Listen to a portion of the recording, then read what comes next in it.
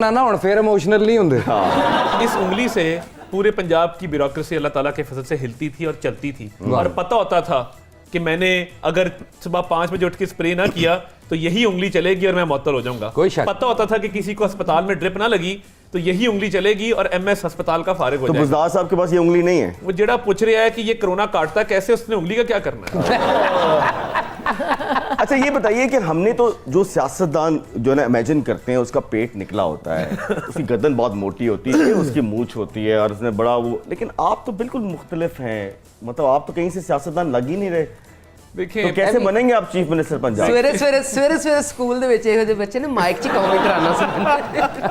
क्योंकि तंज़ो मज़ाक की तरफ से ये ऐलान किया जाता है कि अगर पंजाब में मुस्लिम लीग नून की दोबारा हुकूमत आती है तो अता मोहम्मद तारड़ जो है ना वो हमारे चीफ मिनिस्टर के कैंडिडेट हैं। अरे पहली पार्टी में मेरी बड़ी मुखालफत शुरू हो गई भी, आप मुझे बिल्कुल ही पार्टी से फारग कर।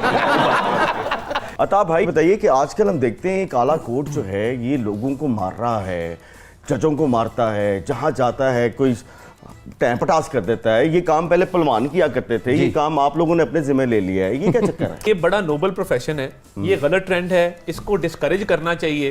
कि वो अक्सर मैंने भी पहना हो ना तो मेरा भी कई दफा मीटर आउट हो जाता है कि काला कोट पाया उनको हाथ ला के दिखाए। ये मैं आपको ऑनेस्टली बता रहा हूँ, ये काला कोट एक कैफियत है। लेकिन पिछले दिनों तो इस काले कोट वाले लोगों ने काफी कराची में एक औरत पे हाथ उठाया। हाँ हाँ, और वो वीडियो देख के यकीन करें मतलब दिल ऐसे जज को कुर्सी से उठा लिया। ये देखिए ਪਹਿਲਾਂ ਤਾਂ ਲੋਕ ਕਹਿੰਦੇ ਸੀ ਨਾ ਮੈਂ ਤੈਨੂੰ ਮੁੱਕਾ ਮਾਰਨਾ, ਹੁਣ ਕਹਿੰਦੇ ਮੈਂ ਤੈਨੂੰ ਮੁਕਲਾ ਮਾਰ। और मैं काशिफ नवाज शरीफ का बहुत बड़ा फैन हो गया। अल्लाह खैर करे, को मिठाई ले आओ जी।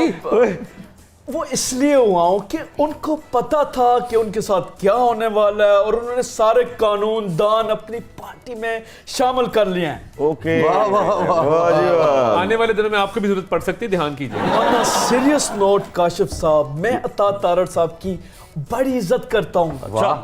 वो इसलिए कि मुशर्रफ दौर में जब मेरी सिस्टर्स को गिरफ्तार किया गया तो इन्होंने बड़ी मजामत की। Really?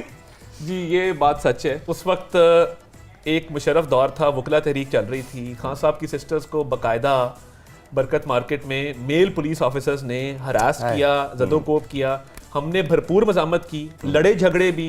मेरा एक कज़न भी गिरफ्तार हुआ और वो एक बड़ा अनफॉर्चुनेट इंसिडेंट था। मैं वहाँ पे मौके पे मौजूद था। वो बिल्कुल मेरी स्टूडेंट पॉलिटिक्स का एक तल्ख जो हिस्सा है वो बिल्कुल है, जो एजुटेशनल पॉलिटिक्स है।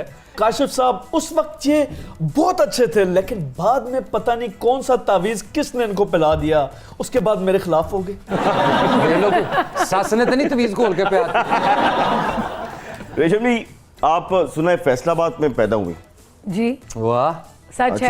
अच्छा, फैसलाबाद के लोग तो बहुत ही टैलेंटेड होते हैं, वफादार भी होते हैं वैसे। हाँ। मैनू यह हैरानी हो रही कि फैसलाबाद च पैदा होए ने ते उर्दू देखो किड्डी अच्छी है। हाँ। जरा नहीं विच किद्दां की हर ये नहीं आया कभी। ये बताइए कि एक्टिंग में कैसे आई आप? ये बस शौक था, लगन थी, कुछ बनना चाहती थी। वाह। और अपना पीटीवी स्टेशन गई, ऑडिशन दिया एक्स्ट्रा से। वो एक डायलॉग उन्होंने दिया बोलने के लिए, वो फिर वो एक्स्ट्रा से शुरू किया आपकी तरह। तो फिर आपकी तरह तुसी रगड़ के क्या ये नहीं साडा होस्ट तानू एक्स्ट्रा लगदा है? नहीं, मैं पहले खुद को एक्स्ट्रा कह रही हूँ ना। देखिए, आप तो बड़े लोग हैं ना, तुसी नहीं, इन्हां दा क्यों किया? मुझे ये सब कुछ प्लेट में रख के नहीं मिला। बिल्कुल। I have struggled a lot. Yes. मैंने इसके पीछे एक लंबी, इनको क्या पता आज के तावील, बच्चों को? एक स्ट्रगल है, शुक्र है, एक मेहनत है।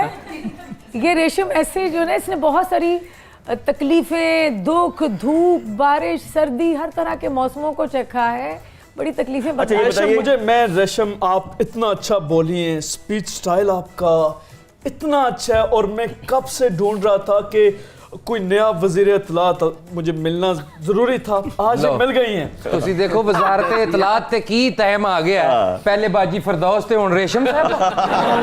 ऐना करना था अल्लाह। इनकार मत करें प्लीज, हमें जरूरत है। पहले आई कहंदे ने इनकार मत मुझे कोई करें। ऐसी सीट दे दें जिसमें मैं दुखी इंसानियत की खिदमत